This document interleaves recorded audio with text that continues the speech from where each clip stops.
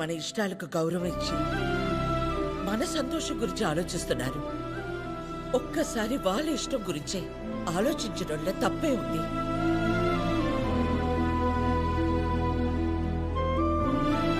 ఎవరి వల్ల వాడి ఇబ్బంది పడితేనే చూడలేను.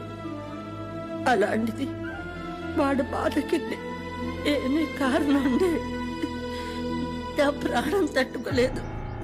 బకుల వయసులో చిన్నదానివైనా చేతిలో జోడించి నీకు నమస్కారం.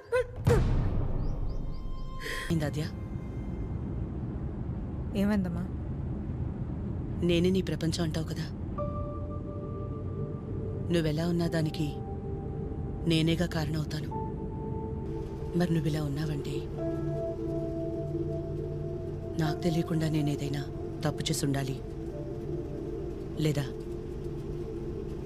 నీ ప్రపంచమైనా మారుండాలి. నా ప్రపంచము మారలేదు, నువ్వే తప్పు చేయలేదు. నీ తర్వాతే నాకేదైనమ్మా. తన ఫ్యామిలీని తీసుకెళ్ళిపోమని చెప్పడానికి చిరుని కలిశాను. మా అమ్మ గురించి నీకు తెలియదన్ను అంటుంటే ఏ ఉందిలే, ఆవిడకి నేను దగ్గరైతే సరిపోతుంది అనుకున్నా. కానీ ఆవిడ నాకు దగ్గరేక తెలిసింది నువ్వే కరెక్ట్ అని. ఒకవేళ ఈ అమ్మ నీ విషయంలో తీసుకురా నిర్ణయం ఏదన్నా తీసుకుంటే ఆ గిల్ట్ని నేను తట్టుకోలేను. అందుకే ఎలా వచ్చాను అలాగే వెళ్ళిపోతాను. ప్రతి మగాడి విషయంలో సమస్య వేరు, పరిష్కారం వేరు. కానీ ఆడదాని విషయంలో సమస్యను అర్థం చేసుకుంటే చాలు, అదే పరిష్కారం.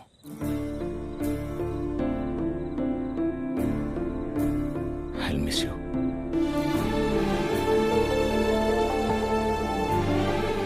ఎవరన్నా ప్రేమించిన అమ్మాయితో ఐ లవ్ యూ చెప్తారు, కానీ కనీసం ఐ లవ్ యూ కూడా చెప్పకుండా మిస్ యూ చెప్పిన వాడిని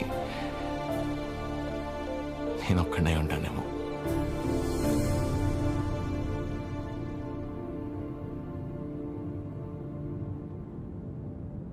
ఇప్పటిదాకా నేను ఒక్కదాన్నే నీ గురించి ఆలోచించాను, కానీ ఈ విషయంలో వాడు కూడా నీ గురించి ఆలోచించాడు.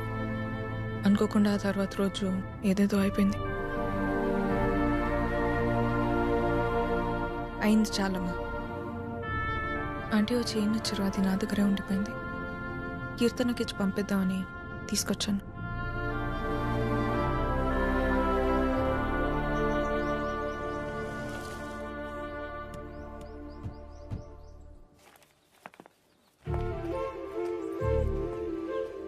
ఏంటి పద్మ?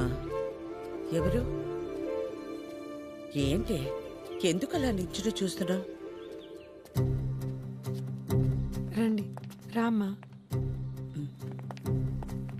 వెళ్ళి లోపలికి తీసుకురా. నువ్వు వెళ్ళు. పద్మ రండి, రామా కూర్చోండి. రా కూర్చో.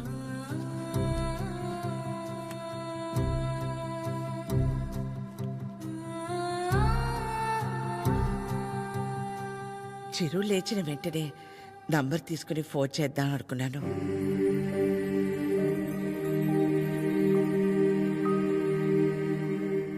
కాఫీ టీ ఏమైనా? పర్లేదు, థ్యాంక్ యూ. ఏమవుతు.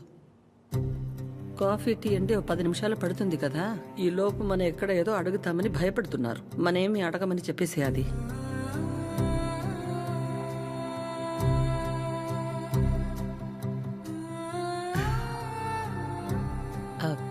ఇంటికొచ్చినప్పుడు మీ చైన్ మా దగ్గర ఉండిపోయింది, ఇచ్చెళ్దామని ఈ మధ్య.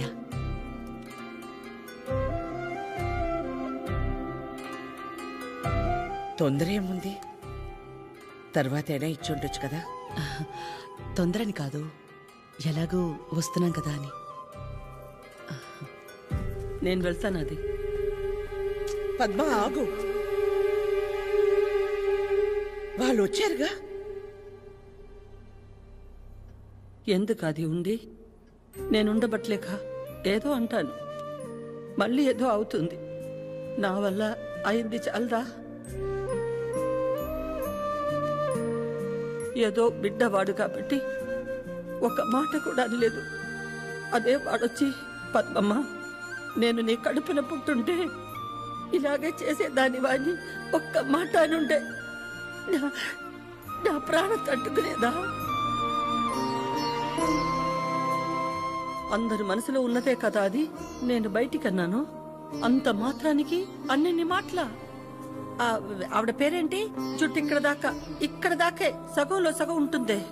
సరితలా మాట్లాడి ఉండకూడదు, తప్పే. నా బాధ సరిత అలా మాట్లాడింది కాదు. అంత జరుగుతున్నా నువ్వేం మాట్లాడలేదు, అందుకే.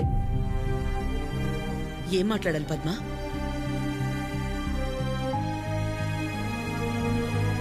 నా ప్లేస్లో మీరున్నా నాలాగే సైలెంట్గా నించునేవాళ్ళు. మీలా కాదు నా గతం. మీలా ఒకరికి 10 మంది లేరు నా గతంలో. ఓ రోడ్డు దాటాలంటే ముందు చూపు మీద ఆధారపడతాం, తర్వాత వినికిడి మీద ఆధారపడతాం. అదీ లేదంటే సాయం చేయమని ఓ మాట మీద ఆధారపడతాం. ఎప్పుడైతే గౌరవించకపోయినా పర్లేదు, కనీసం ఆడదని గుర్తించటం కూడా తెలియని వాణ్ణి పెళ్లి చేసుకున్నానో చూపు పోయింది.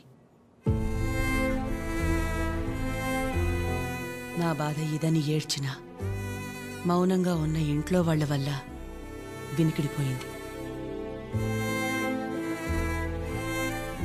సాయం అడుగుదామంటే ఎక్కడ డబ్బు అడుగుతుందేమో అన్న బంధువులు ఒకవైపు, సాయం చేస్తాం మాకేంటి అన్న రాబందులు మరోవైపు.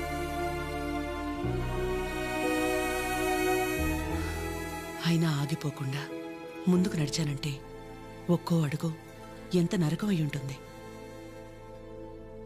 ఒకరిని నమ్మడం, దగ్గరవడం కాదని తెలిసి మనం బాధపడ్డం ఎందుకని నమ్మడమే మానేశాను.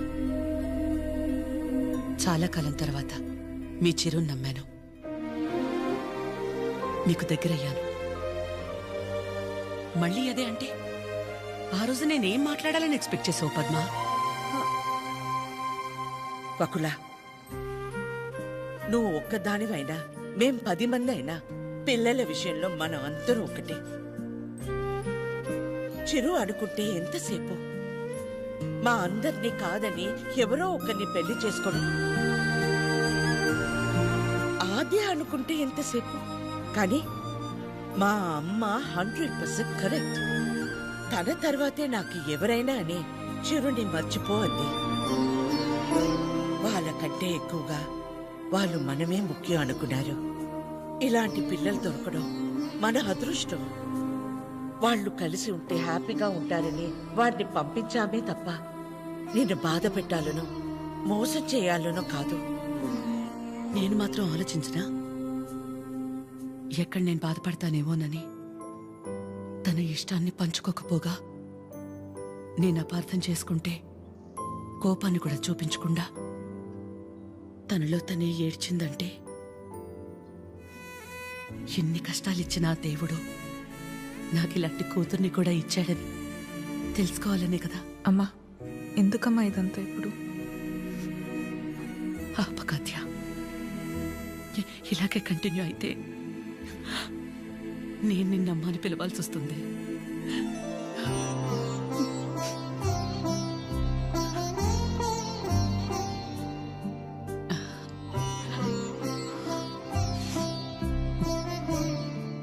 అందరూ ఒకవైపు, మనం మాత్రం ఒకవైపు ఉంటే ఆ బాధ ఎలా ఉంటుందో నాకు తెలుసు. అలాంటిది ప్రవళిక విషయంలో ఒక్కతే ఉంది తన పక్కన. చిరు వెళ్ళి నించున్నప్పుడే నాకు అనిపించింది తనందరిలా కాదని.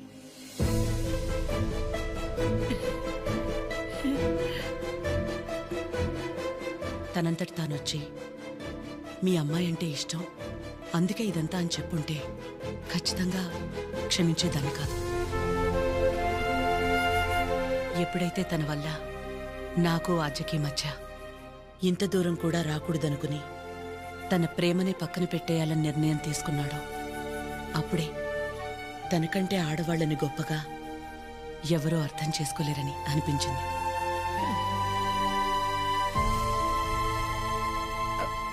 అంత అనిపించిందంటే మా చిరుకి మీ ఆద్యాన్ని ఇచ్చేవచ్చుగా. మీకంటే బాగా చూసుకుంటాం మీ ఆద్యని. చిరు ఆద్య జంట చూడముచ్చటగా ఉంటుంది. పెళ్లి చేసేద్దామండి. వాడు బాధపడితే మేము చూడలేం. ప్లీజ్ ఒప్పుకోండి. బాధ ఏంటండి బాధ?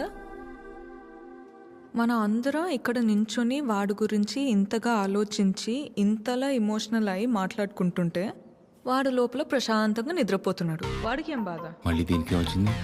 ఏ బాధ లేదు, ప్రేమ లేదు. పదమ్మా వెళ్దాం. ఏంటమ్మా అందరం ఒకటయ్యాక ఈ ఆడాళ్ళని ఎవరండి నిద్రపోయింది? ఎవరండి నిద్రపోయింది?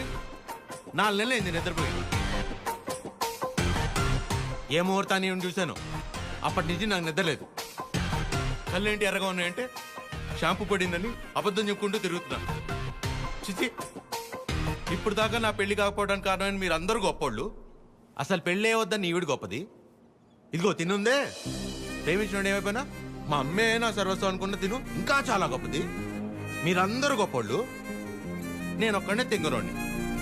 అరే చిన్నపిల్లోడు అమాయకుడు ఇలా అయిపోయాడని కనీసం కనికరం లేదా మీకు? మీ ఆడాలతో యుద్ధం చేసే అంత శక్తి నాకు లేదు. మిమ్మల్ని అర్థం చేసుకునేంత జ్ఞానం ఏ దేవుడు ఏ మగాడికి ఇవ్వలేదు.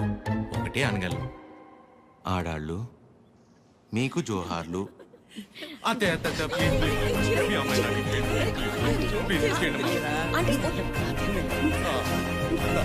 హ్యాపీగా ఉండండి.